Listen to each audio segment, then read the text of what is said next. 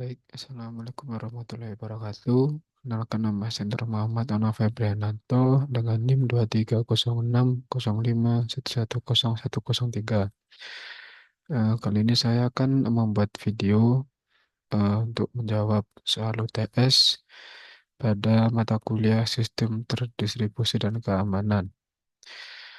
Dan di sini saya demi Allah bahwa saya mengerjakan sendiri dengan jujur dan tidak menyontek teman. Baik, soal yang pertama yaitu jelaskan pengertian dari sistem terdistribusi dan berikan contohnya. Jadi sistem terdistribusi itu yaitu kumpulan komputer yang saling terhubung lewat jaringan dan bekerja sama seolah-olah jadi satu sistem utuh. Jadi walau komponennya tersebar, semuanya terlihat seperti satu kesatuan. Contohnya seperti Shopee atau Tokopedia. Jadi servernya banyak, tapi membuat pengguna tampilannya hanya satu aplikasi saja. Lalu soal yang kedua yaitu sebutkan dan jelaskan tentang karakteristik sistem terdistribusi.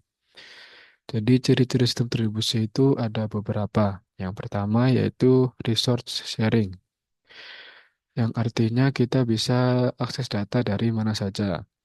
Kemudian yang kedua yaitu openness, yaitu sistemnya bisa dikembangkan siapa saja. Kemudian yang ketiga, konkurensi, banyak proses yang bisa jalan bebarengan.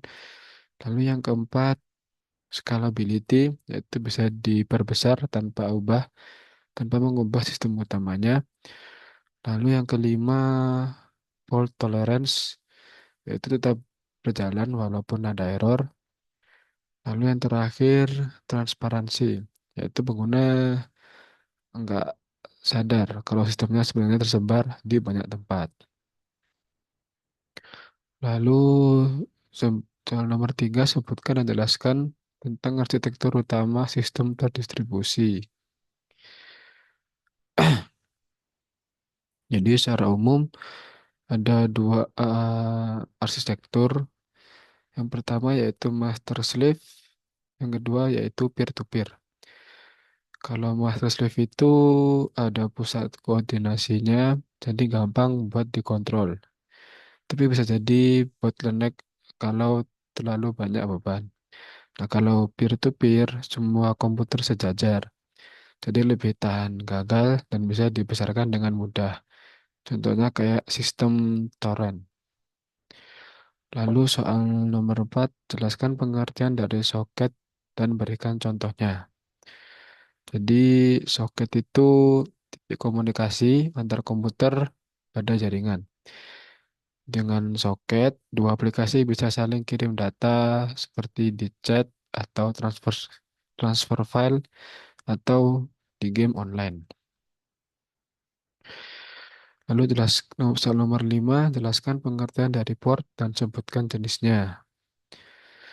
Jadi port itu semacam jalur komunikasi logis yang dipakai aplikasi untuk bertukar data. Jadi ada tiga jenis port. Yang pertama well-known port, yaitu dari 0 sampai 1023 yang dipakai sistem seperti HTTP atau FTP. Kemudian ada port registered, itu untuk aplikasi tertentu.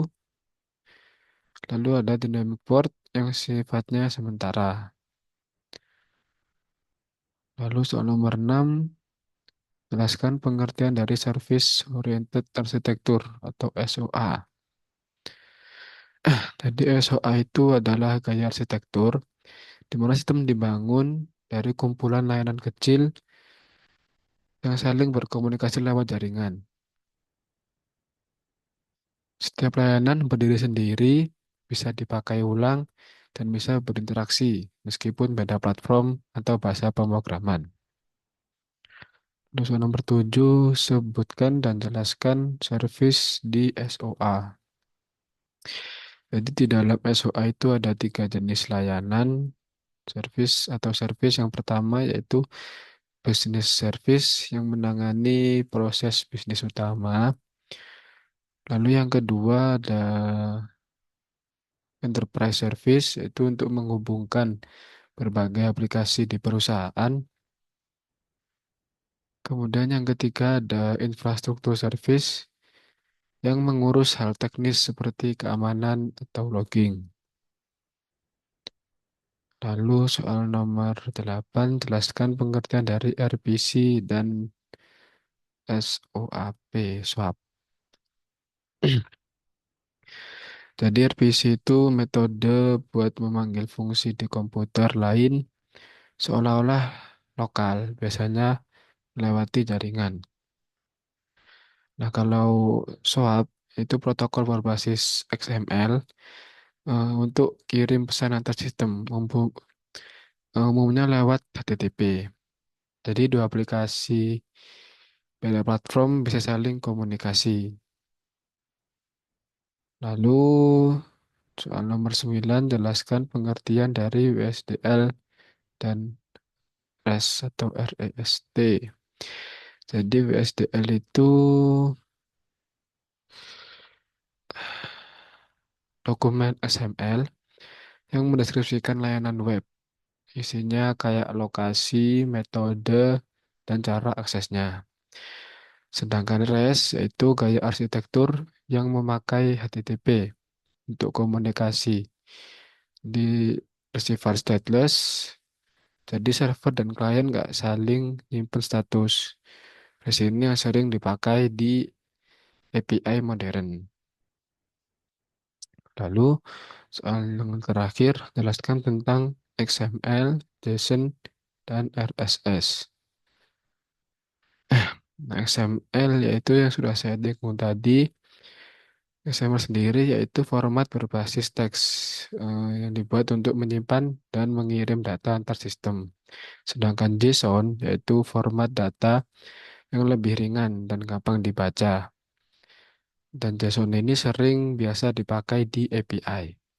Kalau RSS yaitu format buat dapetin update otomatis dari situs seperti berita atau blog di internet. Nah, jadi sekian video tentang menjawab soal UTS. Kurang lebihnya mohon maaf. Wassalamualaikum warahmatullahi wabarakatuh.